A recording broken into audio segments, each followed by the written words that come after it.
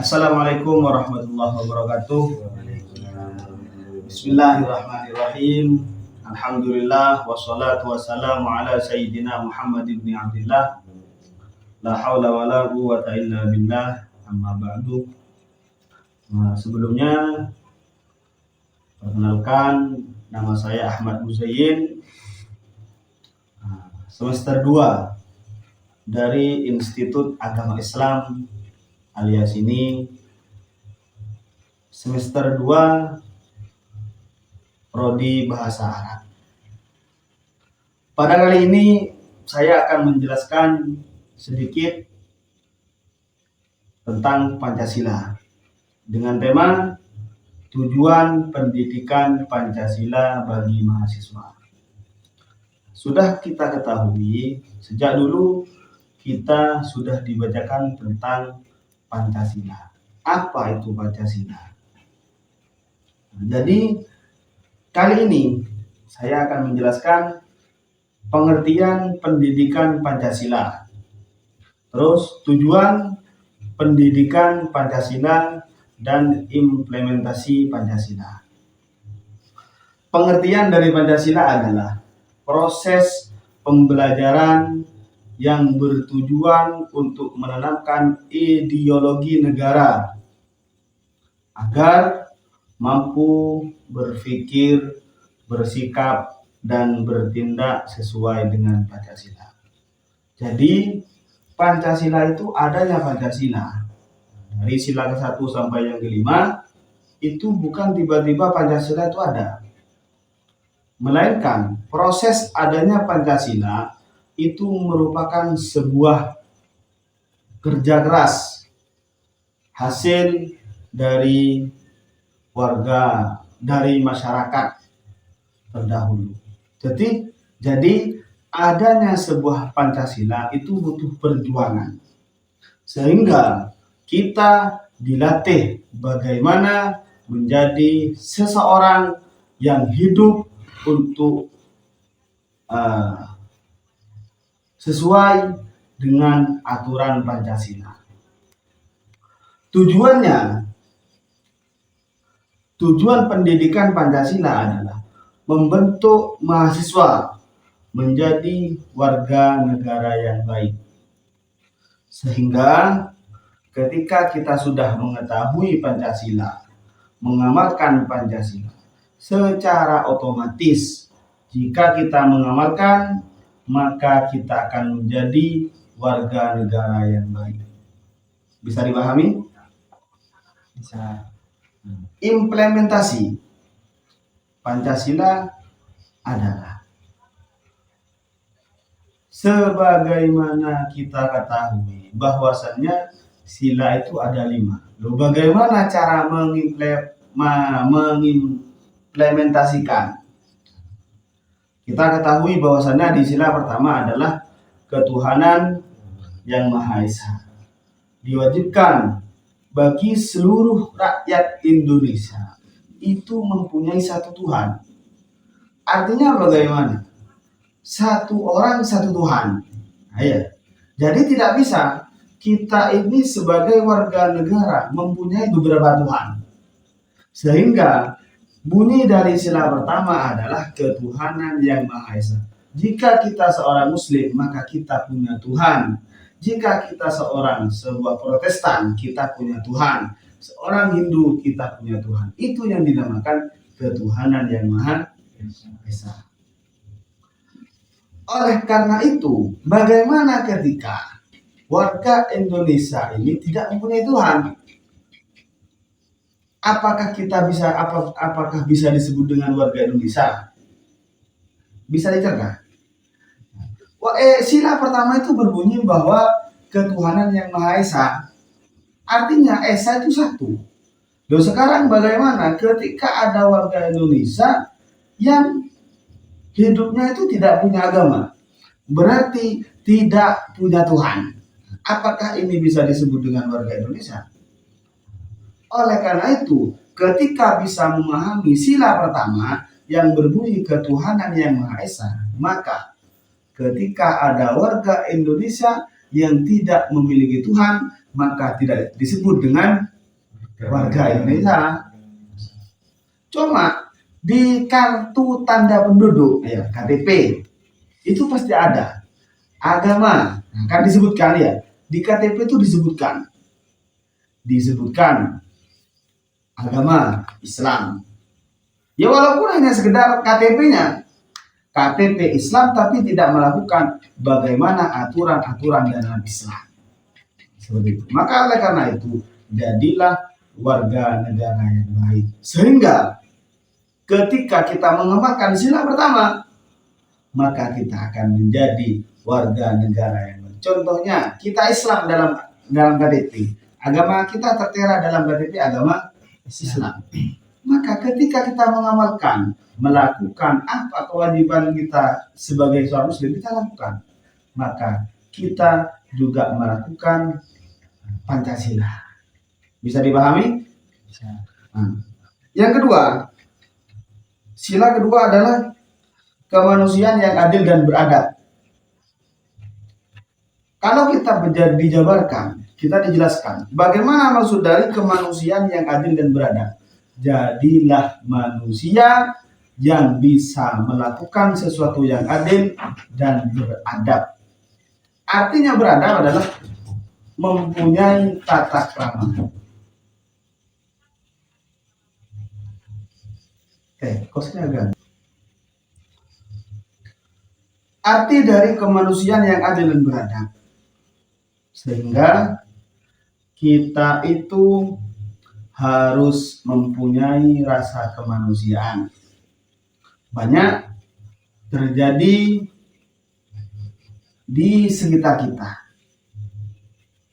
Sebelumnya perlu digarisbawahi, ada anak-anak yang di bawah ekonomi di bawah standar, katakanlah orang tidak punya, maka akan mendapatkan sebuah cacian. Ya, ini ketika orang itu melakukan sila yang kedua, yakni adil dan beradab, maka tidak ada tentang bully-membuli, sehingga sesama warga Indonesia akan terjalin dengan harmonis. Oleh karena itu, jadilah manusia yang adil dan beradab. Apa maksud dari kata adil? Kita adil, kita itu, jadi adil itu tidak harus sama. Ya, kalau mempunyai dua anak, yang satu masih SD, yang satu sudah di pesantren, maka tidak bisa dikatakan anak yang di pesantren dijatah 1 minggu 200, maka yang kecil tidak bisa dijadikan seperti itu. Artinya adil itu tidak harus sama. Oleh karena itu, berbijaklah dalam memaknai kata adil, sehingga kita kembali lagi ke Pancasila. Ketika manusia melakukan sebuah keadilan, melakukan sebuah adab, maka Pancasila, maka warga Indonesia akan menjadi rakyat, menjadi warga yang baik-baik saja. Yang ketiga adalah sila ketiga, persatuan Indonesia. Indonesia disebut dengan negara kesatuan. Oleh karena itu, dalam Sumpah Pemuda disebutkan, kami putra-putri Indonesia berbangsa satu, bangsa Indonesia. Kami putra-putri Indonesia berbahasa satu, bahasa Indonesia. Itu menunjukkan sebuah persatuan. Kenapa? Kok di Pancasila ada sebuah sila yang mengatakan persatuan bagi seluruh rakyat Indonesia? Karena ketika kita menjalin sebuah kesatuan, maka kita akan mempunyai kekuatan yang luar biasa. Sebagaimana ada makalah yang mengatakan al-ittihadu quwwatun. Menjadikan kita satu itu kuat. Sehingga ketika kita bercerai-berai, kita tidak bisa rukun dengan saudara kita, kita tidak bisa rukun dengan sekitar-sekitar kita, maka akan terjadi sebuah gesekan yang bisa menyebabkan kesalahpahaman.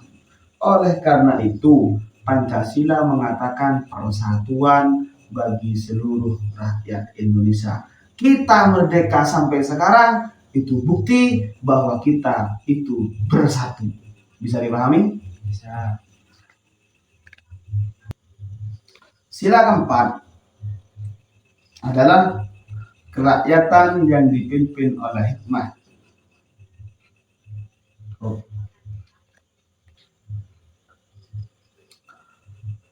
Sila keempat berbunyi kerakyatan yang dipimpin oleh hikmat, kebijaksanaan dalam permusyawaratan perwakilan.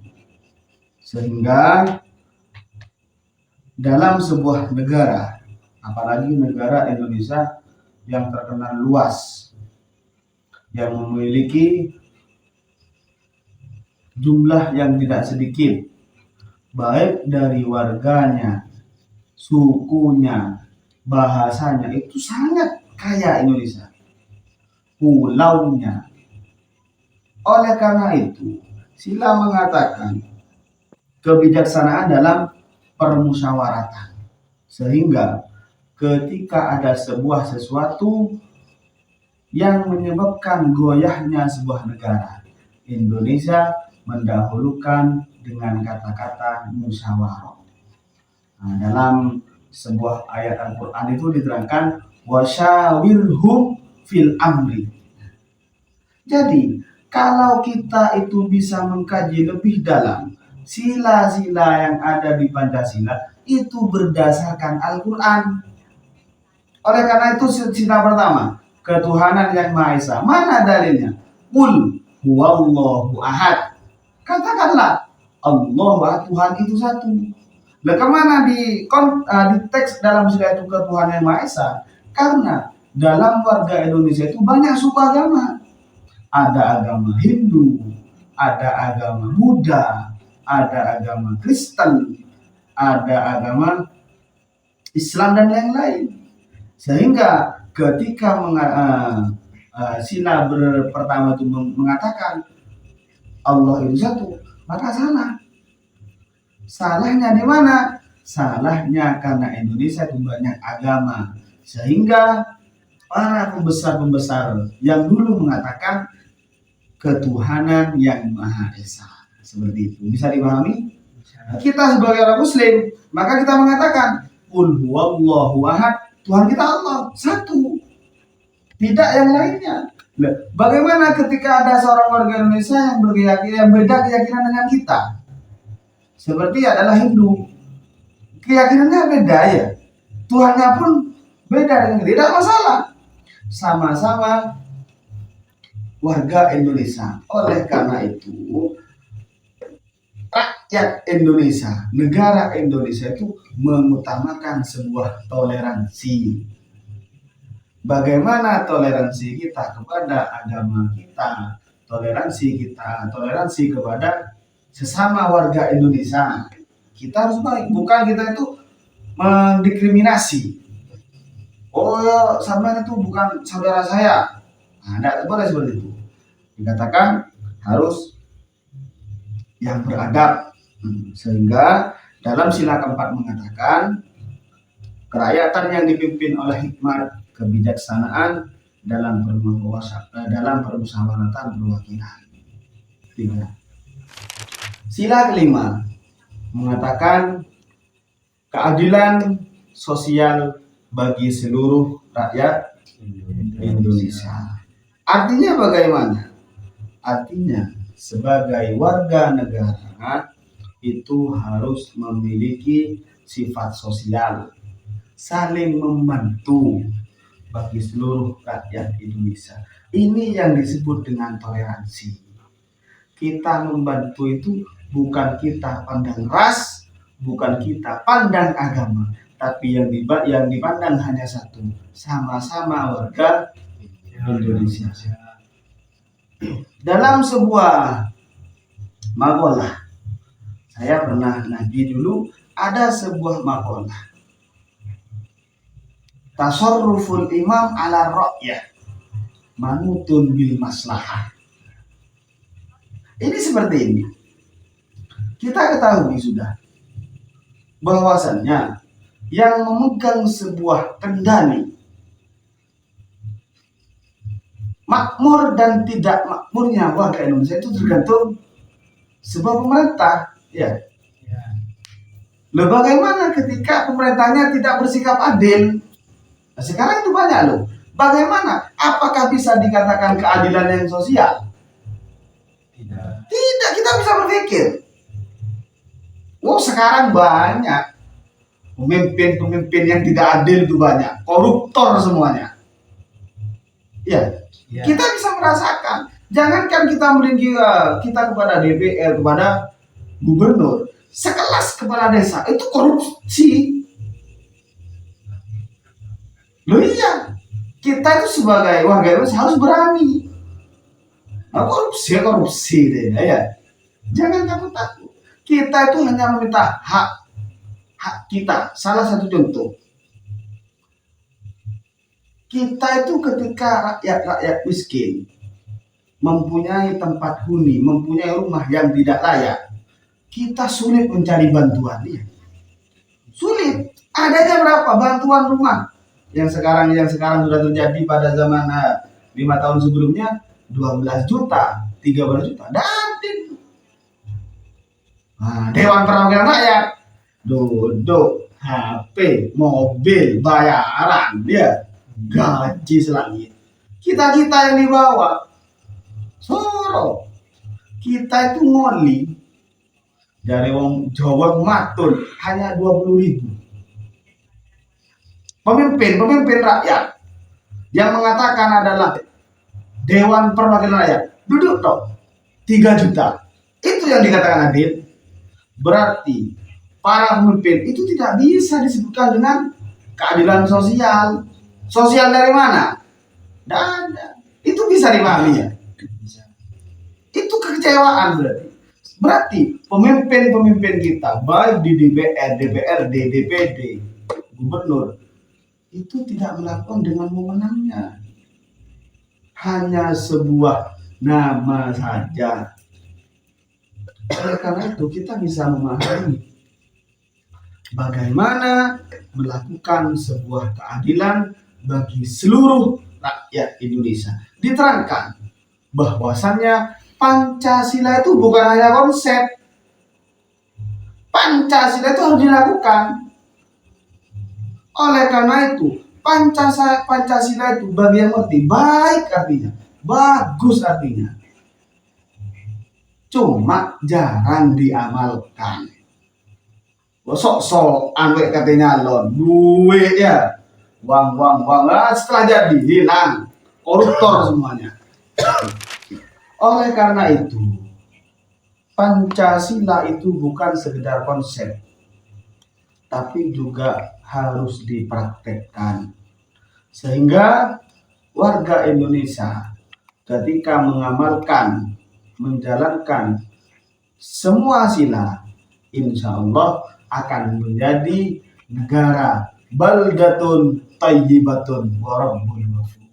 Oleh karena itu, belajar Pancasila itu penting. Karena dari Pancasila kita akan mempunyai jiwa individu yang baik. Bisa dipahami? Bisa. Mungkin setelah ini ada beberapa pertanyaan. Kalau sampai menyimpan sebuah pertanyaan, monggo kita tanya jawab. Oke? Bisa dipahami? Bisa. Ada yang ditanyakan? Ada, Pak. Dalam sila kedua berbunyi, kemanusiaan yang adil dan beradab. Ada sebuah fenomena orang yang mencuri yang hanya untuk makan, mendapatkan hukuman yang sangat kejam, dan para koruptor yang hanya mendapatkan hukuman yang sangat ringan. Apakah itu disebut kemanusiaan yang adil dan beradab, Pak? Dalam sila kedua disebutkan adalah kemanusiaan yang adil dan beradab. Ya. Sehingga bagi seluruh rakyat Indonesia itu harus mempunyai jiwa yang adil dan beradab, bertata krama. Dalam sebuah kasus tersebut, memang pernah ada dulu yang mencuri hanya buat makan itu hukumannya bisa lebih 10 tahun ya. Sedangkan para koruptor yang mencuri uang negara bisa miliaran itu hanya sedikit, hanya ringan. Apakah itu disebut adil? Itu udah adil. Itu kelemahan negara kita. Negara kita itu ada sebuah kata-kata tajam ke bawah, tumpul ke atas. Kalau rakyat miskin yang melakukan kesalahan, kita selalu didiskriminasi. Bagaimana mengakui kesalahannya seakan-akan itu sangat besar. Tapi pemimpin kita itu tumpul ke atas. Dia. Intinya apa? Intinya ada uang. Indonesia adalah negara yang mudah disogok. Betul? Itu tidak bisa dihindari. Kalau kita larikan ke sila yang mengatakan kemanusiaan yang adil, berarti pemimpin kita itu tidak adil. Memang faktanya demikian ya. Jangan menjadi seorang pemimpin jika tidak ingin dikritik. Oleh karena itu, pemimpin itu siap dikritik. Oh, tebaknya lon sok baik turun ke bawah. Wis dadi taileng opo. Itu kurang baik. Oleh karena itu, kalau sampean ingin kerja, ingin cari uang. Kalau mengatasnamakan wakil rakyat, pemimpin, seharusnya sampean itu mengayomi, bukan sampean ngambil seenaknya saja ya. Para pemimpin kita itu sekarang hilang rasa keadilannya, hilang rasa adabnya, sehingga sangat mudah melakukan sesuatu yang tidak adil bagi warganya sendiri. Oleh karena itu saya mengatakan, yang sampean tanyakan itu tidak termasuk keadilan, itu tidak termasuk kemanusiaan yang adil dan beradab. Bisa dipahami? Ada lagi? Tidak ada, Pak. Oke, cukup sekian dari saya. Apabila ada kesalahan, kata-kata yang kasar, harap bisa dimaklumi. Sekian dari saya. Wassalamualaikum warahmatullahi wabarakatuh.